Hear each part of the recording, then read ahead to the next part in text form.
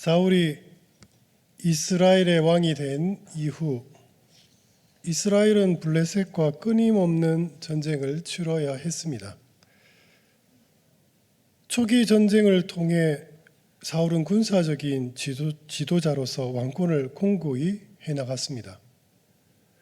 그러나 그 과정에서 그는 점점 하나님의 말씀에서 멀어져 갔습니다. 길갈에서의 불순종과 아말렉 전쟁에서의 완전한 불순종 이후에 하나님께서는 사울을 왕으로서 버리시고 다윗에게 기름을 부으셨습니다. 이후 사울의 내면은 하나님을 신뢰하는 믿음이 아니라 다윗에 대한 두려움과 질투로 잠식되기 시작합니다. 사울은 왕으로서 외적인 적보다 내적인 갈등에 더 많은 에너지를 소모했습니다. 그 결과 이스라엘 공동체는 점차 자중 질환에 빠져들게 되었습니다. 그 사이 블레셋은 세력을 회복하여 점점 북상하였습니다. 그리고 마침내 남부 해안 평야를 넘어 북쪽 이스루엘 평야까지 진출하게 됩니다. 이스루엘 평야는 북이스라엘과 남유다를 연결하는 교통 요지이자 농업이 잘 개발된 중요한 지역이었습니다.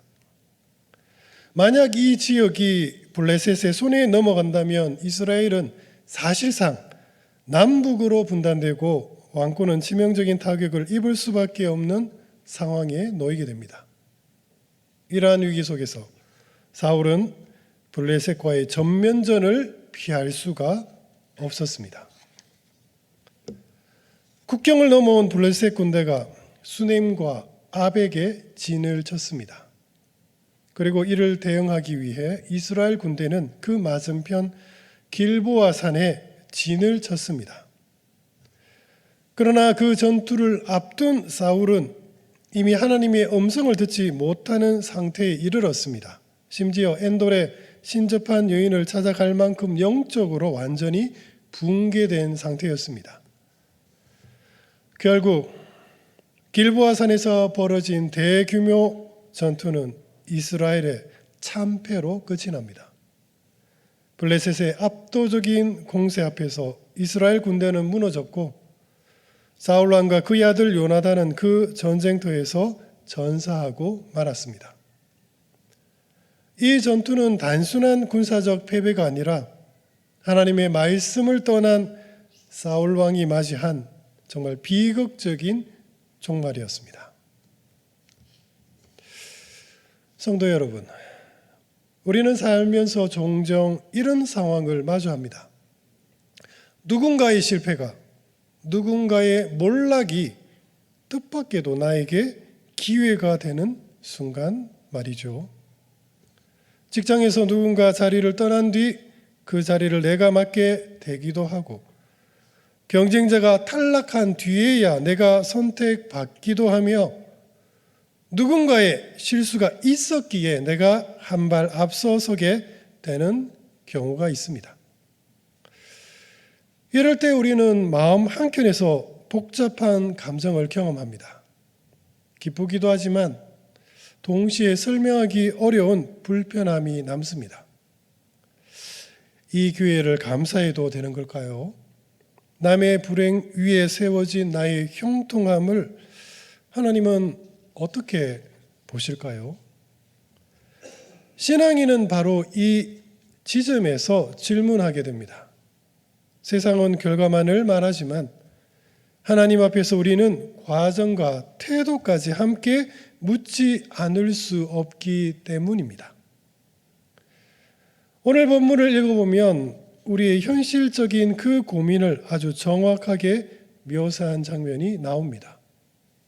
갈보아산 전투에서 사울 왕이 전사했습니다. 다윗은 과연 그 죽음을 어떻게 받아들였을까요? 조금 속물처럼 말하자면 다윗 입장에서 그 소식은 자신이 사실상 차기 이스라엘의 왕으로 확정되는 소식과 다름이 없었습니다. 지금까지 사울 왕의 핍박을 피해 얼마나 도망을 다녔습니까?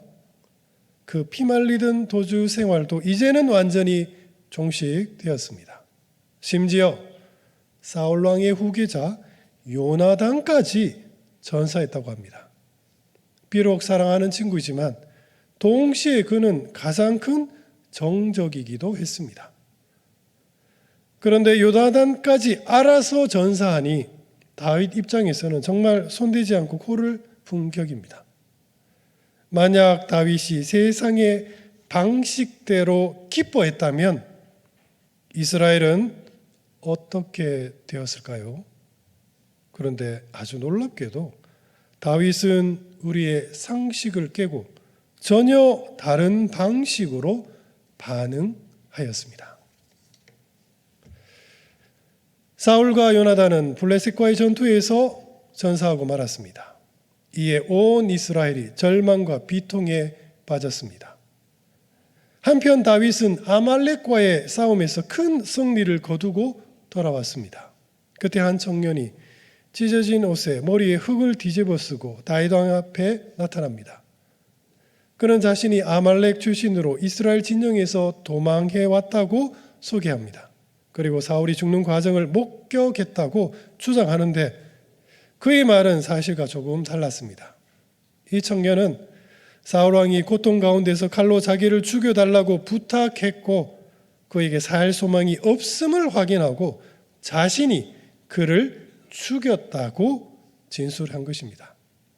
그리고 자신이 가지고 온 사울의 왕관과 팔찌가 그 증거라고 말했습니다. 그런데 청년의 말은 사실 거짓말입니다. 사실 사울 왕은 이방인의 손에 죽는 것을 수치스럽게 여겨 스스로 목숨을 끊었습니다. 그리고 이 청년은 사울의 죽음을 보고 순간적으로 다음 왕이 누가 될지를 깨달았습니다. 바로 다윗입니다. 아말렉 청년은 머리를 굴리기 시작했습니다. 이미 사울은 죽었고 이제 권력이 곧 다윗에게로 이동할 것입니다. 자신이 다윗을 찾아가 자기 손으로 사울 왕을 죽였다고 거짓말한다면 분명 다윗이 큰 상을 자신에게 줄 것입니다. 그러나 유감스럽게도 청년의 그 얄팍한 처세술은 완전히 빗나가고 말았습니다. 분명 사울이 다윗을 시기하고 질투하여 집요하게 다윗을 죽이려 한 것은 사실입니다. 하지만 다윗은 사울을 원수로 여기거나 그에 맞서 싸우지 않았습니다.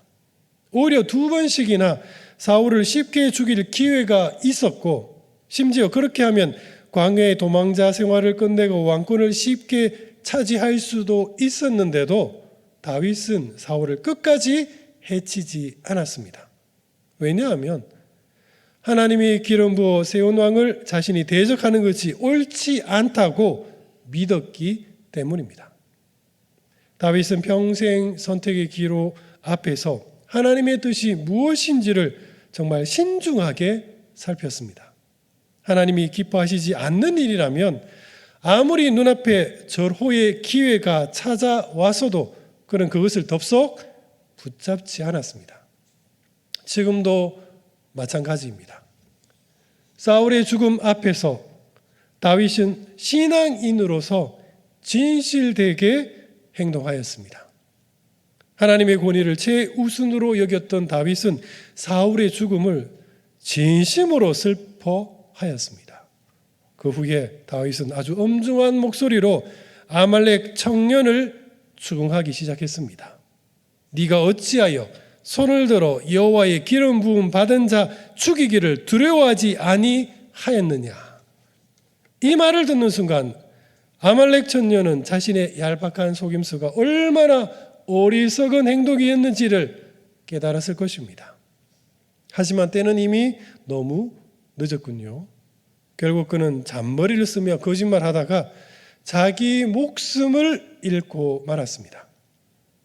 성도 여러분, 우리는 종종 하나님의 뜻을 믿음으로 선택할 때면 왜인지 내가 뭔가 손해를 본다는 감정을 느끼곤 합니다. 그래서 신앙생활이란 언제나 대의를 위해 늘 내가 손해보는 선택이라고 여기곤 합니다. 성도 여러분, 정말 신앙생활의 정도와 내가 추구하는 인생의 방향은 언제나 서로 다른 방향일까요?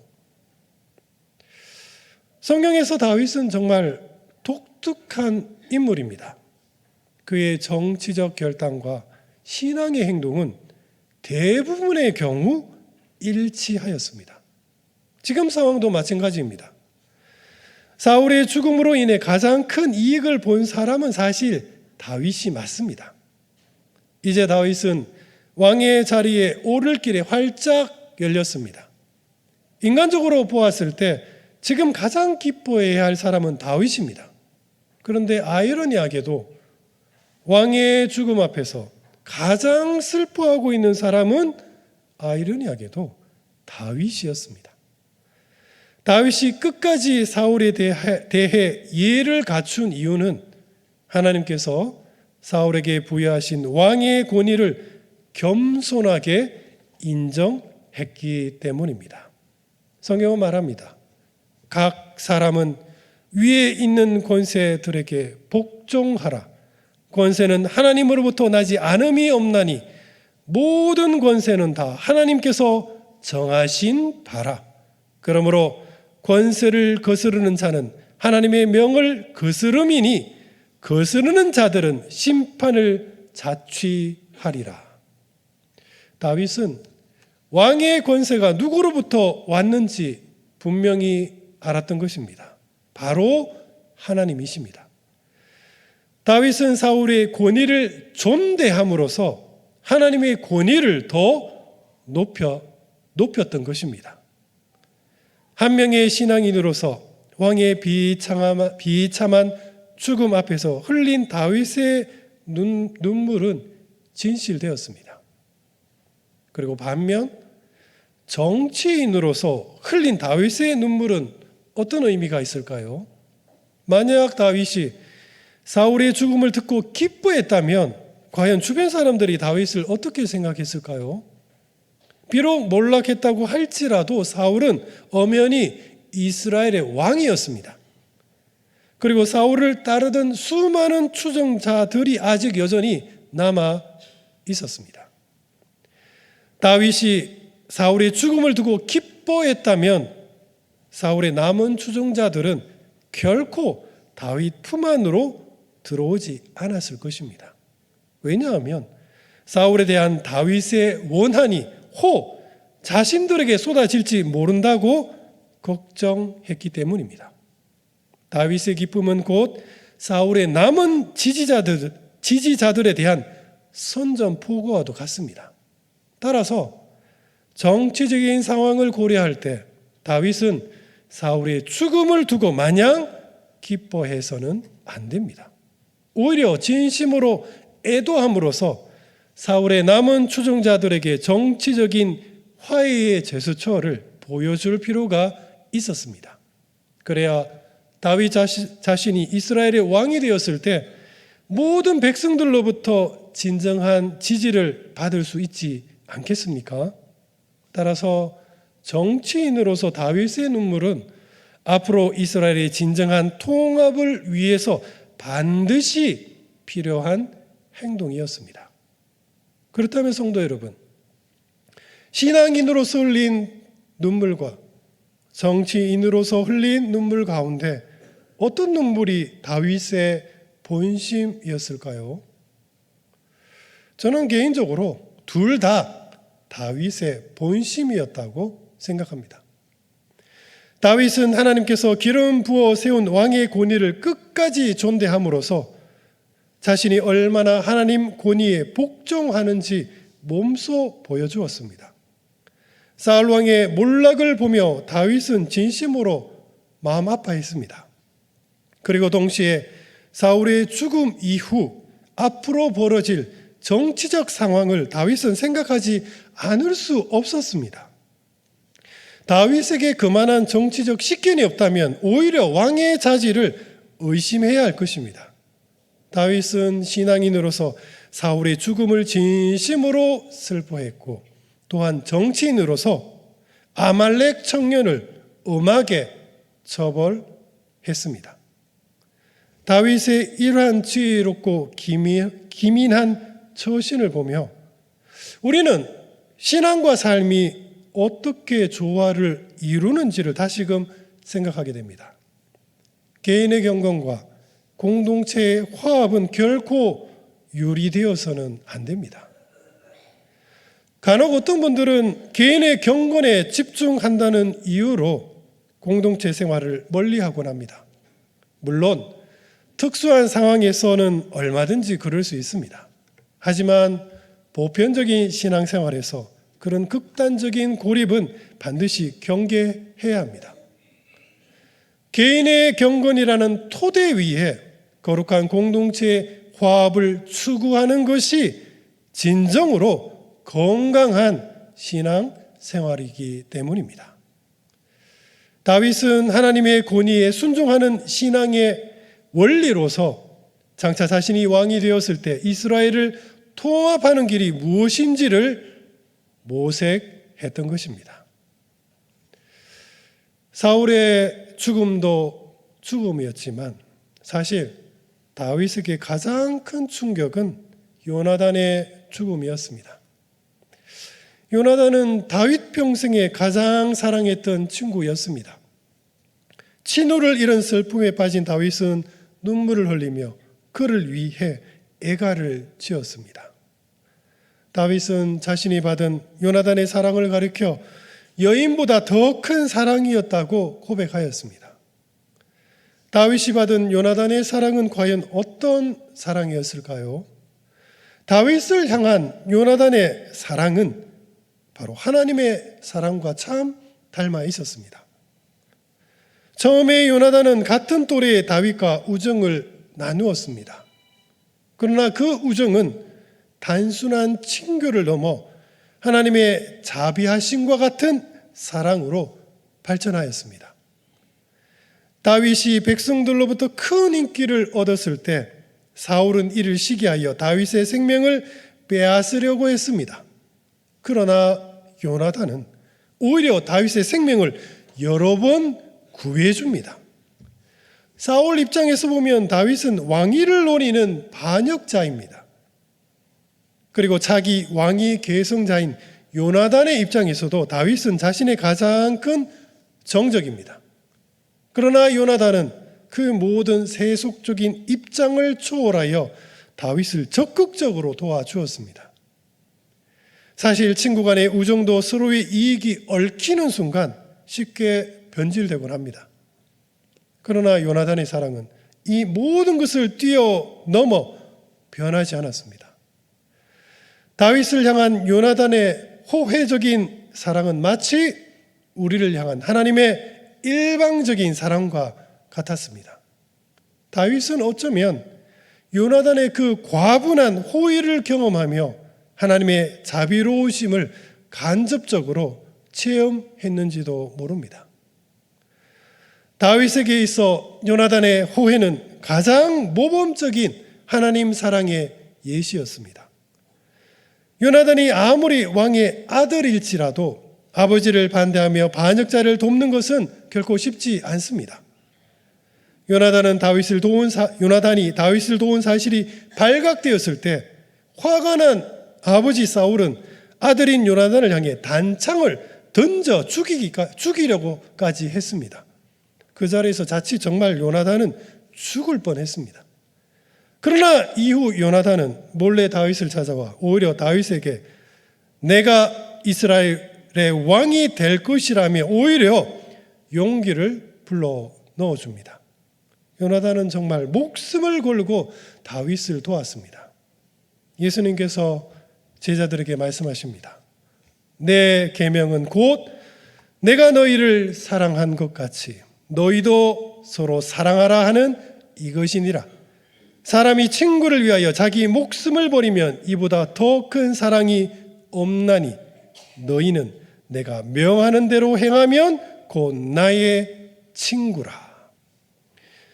예수님께서는 당신의 목숨을 버리시며 우리에게 가장 큰 사랑이 무엇인지를 몸소 보여주셨습니다.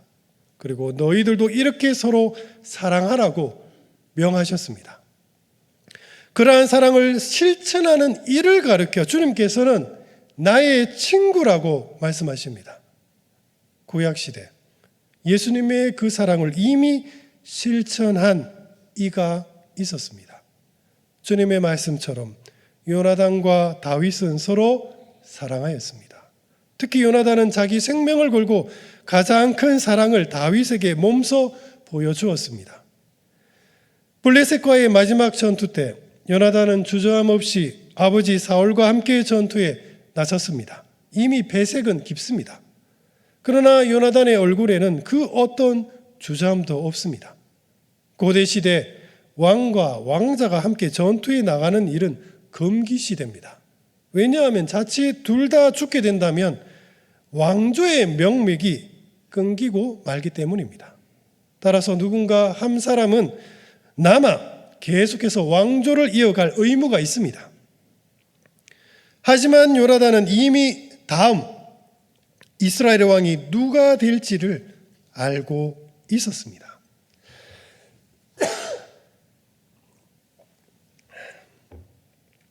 그 사람은 바로 자신이 가장 사랑하는 친구 다윗입니다.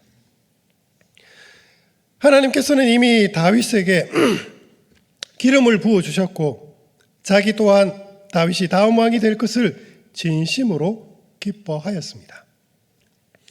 이미 다윗에게 유언을 남기며 요나단은 자신의 자녀를 부탁하기까지 하였습니다. 그런 까닭에 요나단은 아무런 거리낌 없이 블레셋과의 전쟁에 나갈 수 있었습니다.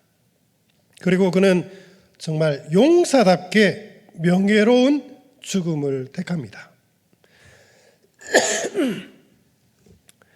죽는 순간 요나단은 이미 알고 있었을 것입니다.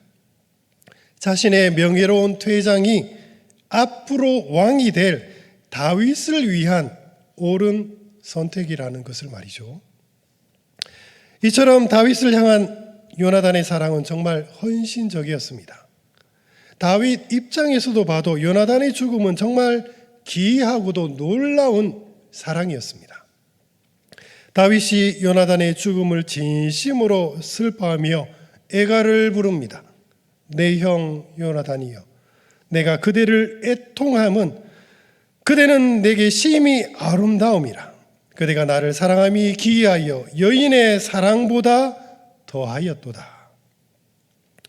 우리는 다윗과 요나단의 이야기를 들을 때마다 은근히 요나단보다 다윗을 더 좋아합니다. 왜냐하면 사울과 요나단은 멸문되고 다윗은 최후의 승자처럼 보이기 때문입니다. 이처럼 우리 눈에 요나단은 영원한 조연처럼 보여집니다. 그런데 성도 여러분, 예수님 눈에는 과연 진짜 주인공은 누구일까요? 주님께서 제자들에게 서로 사랑하라고 명하셨습니다. 그리고 그 사랑을 실천하는 이를 향하여 주님께서는 내 친구라고 부르셨습니다. 요나단은 가장 큰 사랑을 몸소 실천하였습니다. 주님께서도 분명 그는 요나단을 가리켜 주저하지 않고 나의 사랑하는 친구라고 말씀해 주실 것입니다. 사랑하는 성도 여러분, 우리 교회 또한 다윗과 요나단처럼 서로 사랑함으로써 주님의 진정한 친구가 되었으면 좋겠습니다.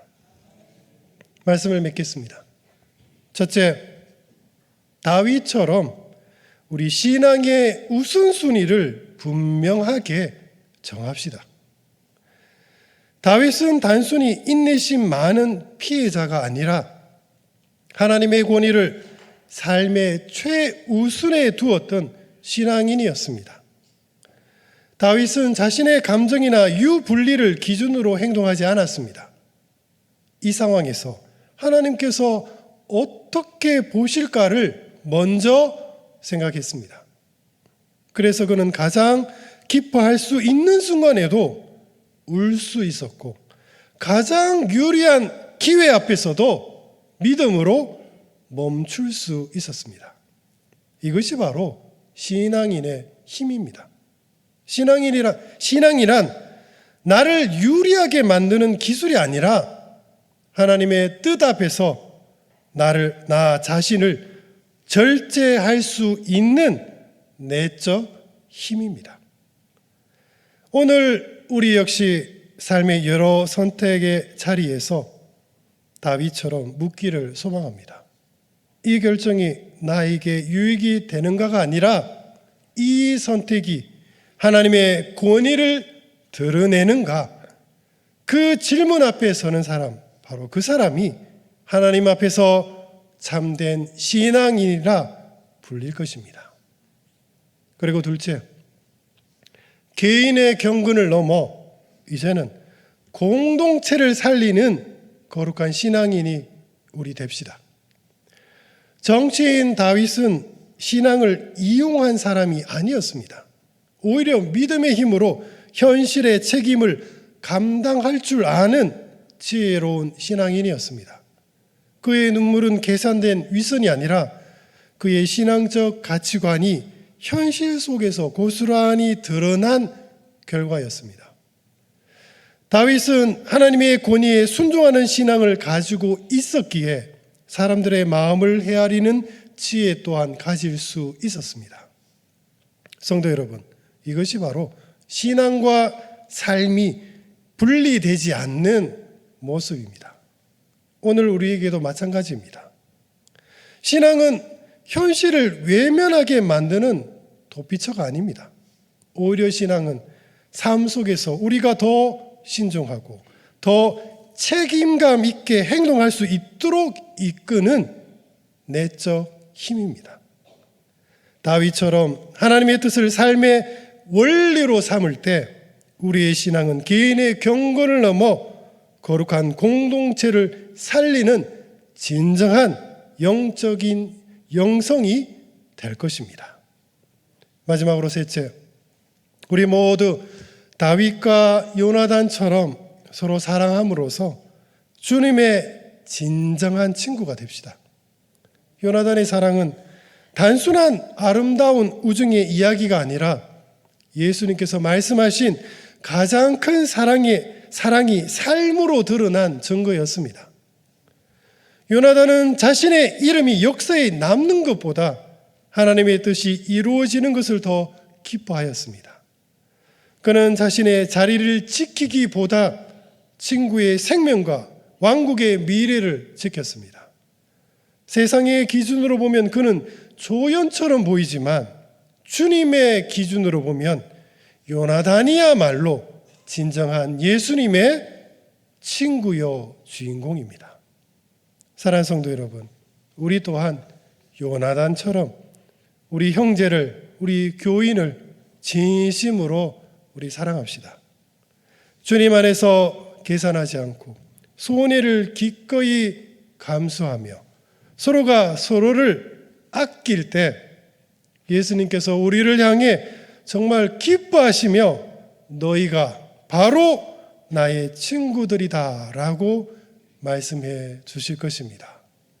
사랑하는 성도 여러분, 우리 모두 요나단처럼 서로 사랑함으로써 우리가 바로 주님의 친구임을 세상 사람들에게 증명해 보입시다. 기도하겠습니다. 사랑과 은혜가 풍성하신 우리 주 하나님 아버지, 오늘 말씀을 통해 참된 신앙의 자세가 무엇인지를 다시 한 번 더 숙고합니다. 저희들 세상의 기성과 눈앞의 이익에 흔들리지 않게 하시고 다윗처럼 나의 유분리보다 하나님의 권위를 먼저 생각하며 믿음으로 결단하게 하여 주옵소서. 나를 정명하기보다 내 옆에 있는 형제와 이웃을 세워주고 내 자리를 지키기보다 거룩한 공동체, 교회의 화합을 위하여 기꺼이 나 자신을 헌신할 줄 아는 그러한 주님의 친구들이 되게 하여 주옵소서. 저희를 먼저 주님의 친구라 불러주시는 예수 그리스도의 이름으로 간절히 기도드립니다. 아멘.